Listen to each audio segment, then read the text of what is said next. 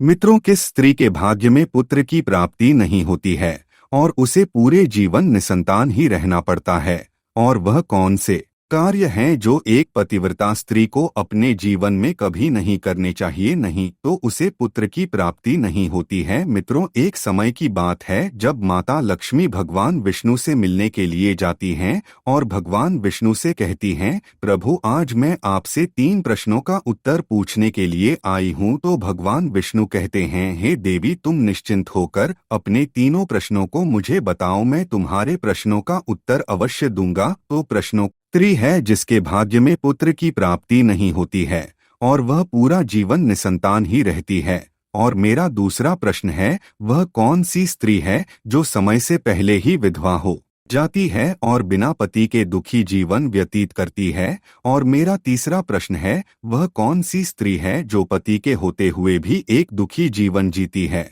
और उसे कभी अपने जीवन में सुख की प्राप्ति नहीं होती है? तो भगवान विष्णु माता लक्ष्मी के तीनों प्रश्नों को सुनकर बोले, हे देवी, मैं तुम्हें एक कथा सुनाता हूँ जिसे सुनकर तुम्हें तुम्हारे प्रश्नों का उत्तर मिल जाएगा, किंतु बहुत ध्यान से सुनना। तो माता लक्ष्मी कहती हैं, आप कथा सुनाइए प्रभु, मैं कथा को पूरा मन लगाकर सुनूंगी। कथा को सुनाते हुए भगवान विष्णु कहते हैं, एक समय की बात है जब एक गांव में एक सेठ रहता था और उस सेठ के 2 बेटे थे और दोनों की शादी हो चुकी थी तथा सेठ और सेठ की पत्नी दोनों ही बहुत दुष्ट स्वभाव के थे। और सेठ का बड़ा बेटा और उसकी पत्नी भी दुष्ट स्वभाव की थी, लेकिन सेठ का छोटा बेटा बहुत ही अच्छे स्वभाव का था और उसकी पत्नी भी बहुत अच्छे स्वभाव की थी और वह अकेले ही घर का सारा काम करती थी और घर में सभी के कपड़े भी धोती थी। इतना सब कुछ करने के बाद सेठ की बड़ी बहू का एक बेटा था और छोटी बहू को एक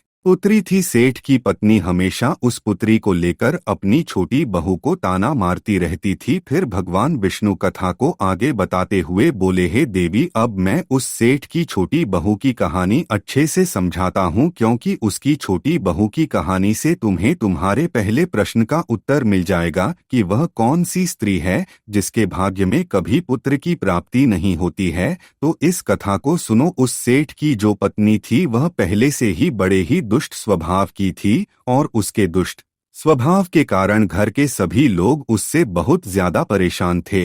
वह अपनी छोटी बहू को बहुत ही ज्यादा परेशान करती थी और वह बेचारी राधिका घर का सारा काम करती थी, फिर भी सेठ की पत्नी उसे हमेशा बहुत परेशान करती थी। वह कितना भी घर का काम कर ले पर सेठ की बीवी हमेशा उसे ही डांट रहती थी। एक दिन जब राधिका घर में झाड़ू लगा रही थी तो सेठ की पत्नी बोली, इतनी देर हो गई, तू अभी तक झाड़ू ही नहीं लगा पाई। मैं मंदिर जा रही हूँ और जब तक वहाँ से आऊंगी तब तक खाना बन जाना चाहिए, आते ही मैं खाना खाऊंगी। फिर वो बेचारी घर की साफ सफाई करके खाना बनाने में लग गई और खाना बनाते समय वह मन में सोच रही थी, मैं घर का इतना काम करती हूँ फिर भी मेरी सास मुझे हमेशा डांट रहती है और हमेशा परेशान करती रहती है और कभी भी प्रेम से बात नहीं करती है। अभी दरवाजा खटखटाने की आवाज आई तो उसने सोचा, अभी तो खाना तैयार भी नहीं हुआ और लगता है मेरी सासू माँ आज बहुत जल्दी ही मंदिर से लौट आई हैं। फिर राधिका दरवाजे के पास गई और दरवाजा खोला तो उसने देखा कि दरवाजे के बाहर एक साधु महाराज खड़े हैं। फिर वह साधु महाराज राधिका से कहते हैं, बेटी, मुझे कुछ भोजन करा दो, मुझे बहुत जोर की भूख लगी है। तो राधिका बोली, महाराज, मैं आपको भोजन तो करा देती, पर मेरी सास बहुत दुष्ट स्वभाव की है, वह मुझे बहुत डांट हैगी और अभी वह मंदिर गई है, मंदिर से आती ही होंगी। यदि वह आ गई और उन्होंने मुझे आपको भोजन कराते देख लिया तो मुझे बहुत मारेगी, इसीलिए मैं आपको भोजन नहीं करा सकती। तो साधु बोला, बेटी, थोड़ा सा ही भोजन करा दो, मैंने सुबह से कुछ नहीं खाया है। साधु की यह बात सुनकर राधिका को दया आ जाती है और साथ से बोली, महाराज, आप अंदर आ जाइए, मैं आपको भोजन देती हूँ। तो फिर वह साधु अंदर आ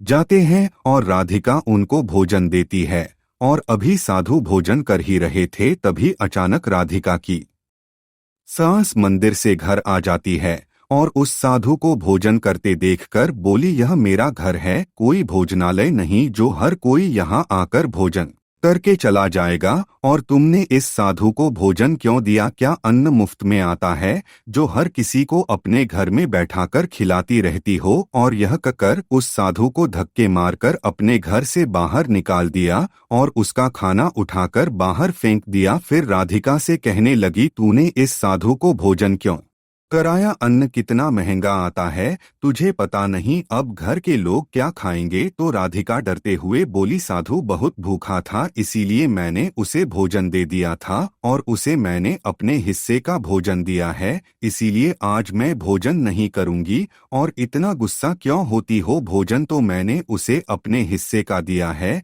यह सुनकर उसकी सास ने गुस्से में आकर राधिका को भी धक्के मार कर के घर से बाहर निकाल दिया और बोली, जा अब तुझे भी इस घर में रहने की जरूरत नहीं है और अब कभी मेरे घर में मत आना। फिर राधिका दरवाजे पर बैठकर रोती रही, किंतु उसकी सास ने दरवाजा नहीं खोला। और फिर राधिका ने सोचा अब यहाँ से अपने मायके ही जाना पड़ेगा। फिर वह अपने मायके जाने लगती है तो बीच रास्ते में एक घना जंगल पड़ता है। राधिका भूखी प्यासी अपने मायके जा रही थी, तभी बारिश होने लगती है। फिर राधिका वहीं जंगल में एक पेड़ के नीचे बैठ जाती है, लेकिन फिर भी बारिश की बूंदें उसके ऊपर गिरती रहती हैं और वह भीगने लगती है। तो उसे एक और पेड़ दिखा जो काफी बड़ा था, तो वह बारिश से बचने के लिए वह उस बड़े से पेड़ के नीचे जाकर बैठ गई और रोने लगी। तभी उसे एक संत मिले और संत के कहा, बेटी तुम क्यों रो रही हो? तो राधिका ने संत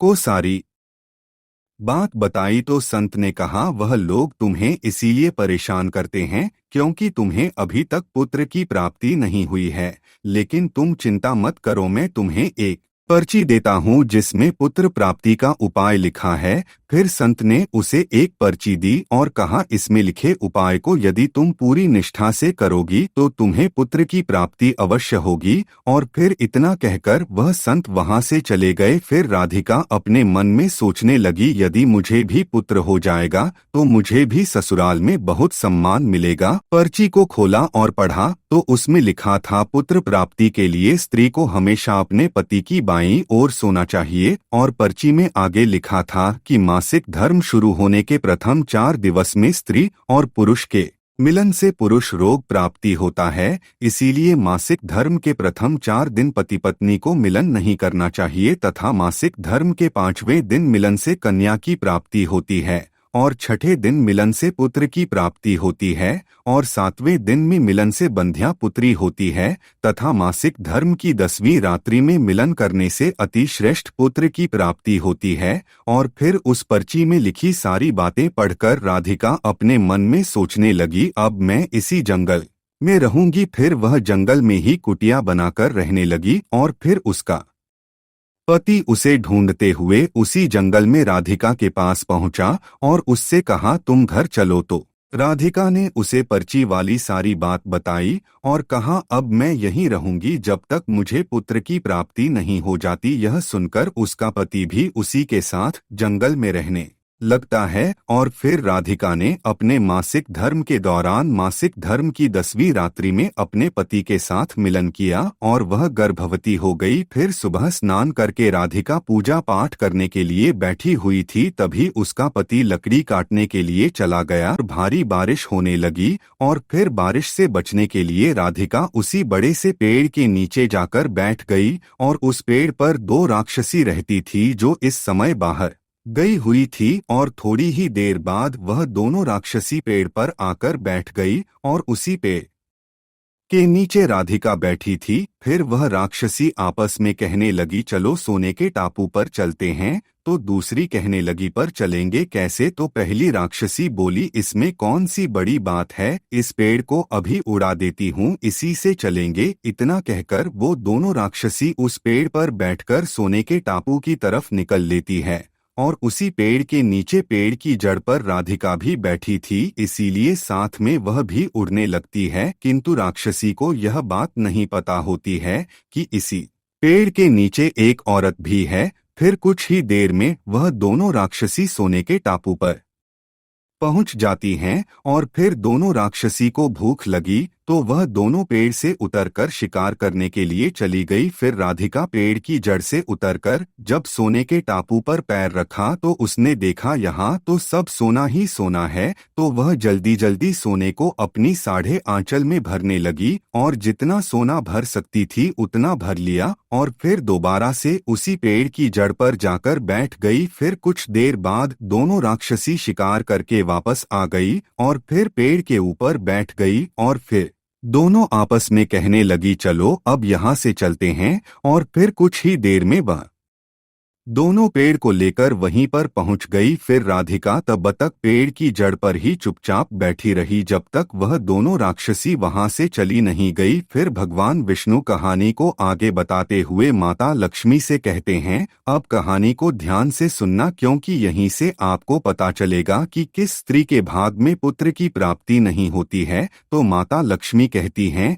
जी प्रभु। तो भगवान विष्णु कहते हैं फिर कुछ देर बाद वह दोनों राक्षसी वहां से चली गई और फिर राधिका उस सोने को लेकर पेड़ की जड़ से नीचे आ गई और सोचने लगी यह सारा सोना लेकर मैं अपने घर जाऊंगी और मेरी सास इतना सोना देखकर खुश हो जाएंगी और मुझे परेशान करना बंद कर देंगी और मुझसे घर का काम भी नहीं कराएंगे। राधिका यह सोच ही रही थी तभी उसका पति भी जंगल से लकड़ी काट कर आ गया और राधिका से कहने लगा इतना सारा सोना तुम कहाँ से लाई हो। तो राधिका ने उसे राक्षसी वाली सारी बात बताई और कहा चलो अब हम लोग घर चलते हैं। तो उसका पति बोला ठीक है और फिर दोनों घर जाते हैं और घर जाते ही राधिका ने अपनी सास को सारा सोना दे दिया। फिर इतना सारा सोना देखकर उसकी सास बहुत खुश हुई और उससे पूछने लगी कि तुम इतना सारा सोना कहाँ से लाई हो। तो राधिका ने अपनी सास को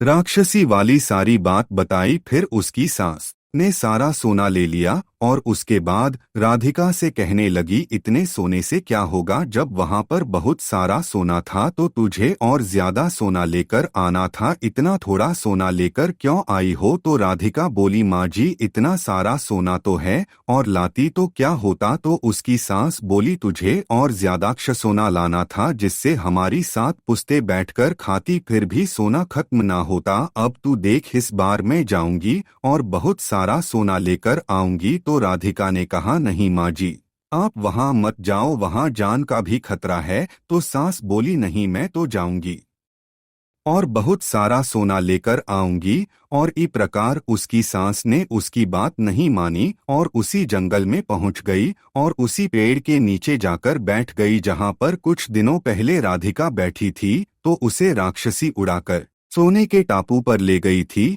फिर कुछ देर राधिका की सांस पेड़ की जड़ पर बैठी रही और थोड़ी ही देर में वह दोनों राक्षसी वहां आई और उसी पेड़ पर बैठ गई। फिर एक राक्षसी कहने लगी आज सोने के टापू पर नहीं बल्कि आज नदी के किनारे चलते हैं, वहां पर मछलियां खाएंगे। और इतना कहकर पेड़ को लेकर नदी की तरफ चल देती हैं। अभी उसकी सांस एकदम से बोल पड़ी तुम दोनों पेड़ को सोना के टापू पर लेकर क्यों नहीं जा रही हो। तभी उन दोनों की नजर उसकी सांस पर पड़ी और उसकी सांस सोचने लगी यह मैंने क्या बोल दिया, अब तो यह राक्षसी जान जाएंगी कि इस पेड़ पर कोई और भी है। फिर वह दोनों ने देखा कि इस पर तो एक स्त्री बैठी है। तो दोनों ने पेड़ को बहुत जोर से हिलाया जिसके कारण उसकी सांस पेड़ से नीचे गिर गई और उसकी मौत हो गई। उसके बाद जब उसके घर वालों को उसकी मौत का पता चला तो सभी लोग वहां पर पहुंच गए और राधिका कहने लगी मैंने सासू माँ को समझाया था कि वहां मत जाओ, फिर भी वह वहां पर सोने के लालच में चली गई। अब इनके लालच का फल इन्हें मिल गया। मित्रों कहानी को आगे बताते हुए